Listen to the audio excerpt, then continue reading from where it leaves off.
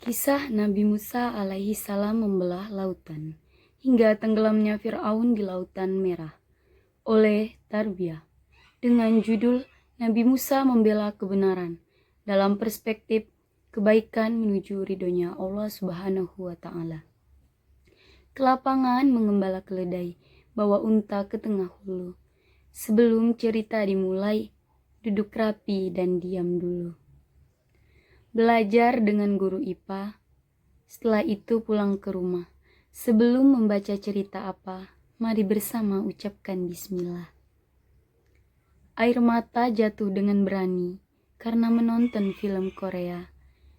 Dikarenakan kalian tak sabar mendengarkan cerita ini, alangkah baiknya kita mulai saja. Dalam sinopsis, pada zaman dahulu, di Mesir, Fir'aun merupakan istilah bagi penguasa tertinggi di Mesir kala itu, yakni semacam raja.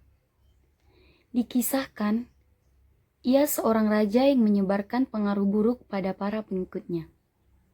Ia mendapuk diri sebagai Tuhan. Orang-orang Yahudi berangkat dengan diam-diam di malam hari ketika Fir'aun mengetahui mereka melarikan diri. Ia mengejar mereka dengan tentaranya, dan di Laut Merah ia terbenam.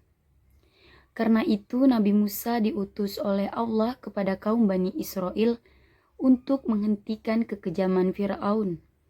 Dia membawa bukti rasional mengenai keesaan Allah dan membawa mukjizat.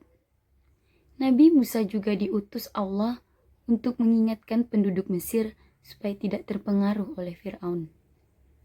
Sahabatku semuanya yang berbahagia, siapakah Nabi Musa dan Bani Fir'aun? Bagaimana kisahnya?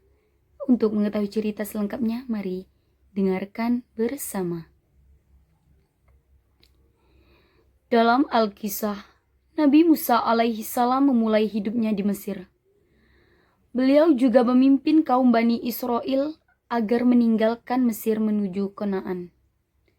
Beliau diketahui seorang yang berani menantang kepemimpinan Fir'aun. Bahkan, ia telah berusaha meluluhkan hati Fir'aun karena telah melampaui batas. Namun hal itu gagal, membuat Bani Israel memerintahkan pasukannya untuk menangkapnya. Dia dan para pengikutnya dikejar-kejar oleh pasukan yang ingin menangkapnya. Namun mereka terjebak di ujung perbatasan dengan laut, sehingga tak ada jalan keluar kecuali melewati laut yang dikenal dengan nama Lautan Merah.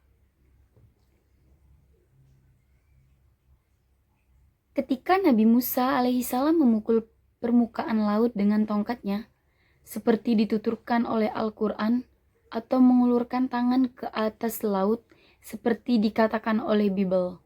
Saat itu pasang surut dan laut sedang surut meninggalkan dasar tohor. Nabi Musa alaihissalam diperintah oleh Tuhan agar segera melintasi dasar tohor itu ke arah gosong di seberangnya. Perintah itu dilaksanakan oleh beliau. Tetapi ketika Fir'aun dengan pengiringnya sampai ke pantai laut, telah tiba saatnya pasang naik. Dan karena terlampau bersemangat untuk menyusul orang-orang Bani Israel, segera mereka melompat ke laut tanpa menghentikan pasang sedang naik. Agaknya karena perlengkapan berat dengan kereta-kereta perang besar dan persenjataan lain yang berat sangat memperlambatkan gerak maju Fir'aun. Sehingga pada saat masih berada di tengah laut, gelombang kembali dan mereka itu semua mati tenggelam. Permukaan air laut dengan tongkat Nabi Musa alaihissalam dengan terbelahnya laut tidak mempunyai hubungan sebab dan akibat.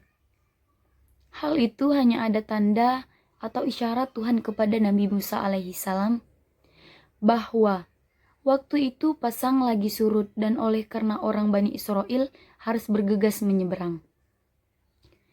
Tuhan telah mengatur demikian sehingga ketika Nabi Musa alaihissalam sampai ke pantai, saat surutnya laut hampir mulai. Sehingga serentak beliau memukul air ke tongkatnya mematuhi perintah ilahi. Air laut mulai surut dan dasar tohor telah tersedia bagi orang-orang Bani Israel.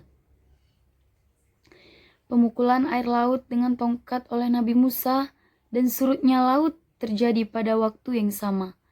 Hal ini merupakan mukjizat, sebab hanya Tuhan sendiri yang mengetahui kapan laut akan surut, dan Dia telah memerintahkan Nabi Musa alaihi salam untuk memukul air laut itu pada saat mulai surut. Maka terjadilah pemukulan tongkat tersebut ke tanah hingga membelah lautan. Nabi Musa alaihissalam mengikuti dan berjalan di tengah-tengah laut yang terbelah tersebut.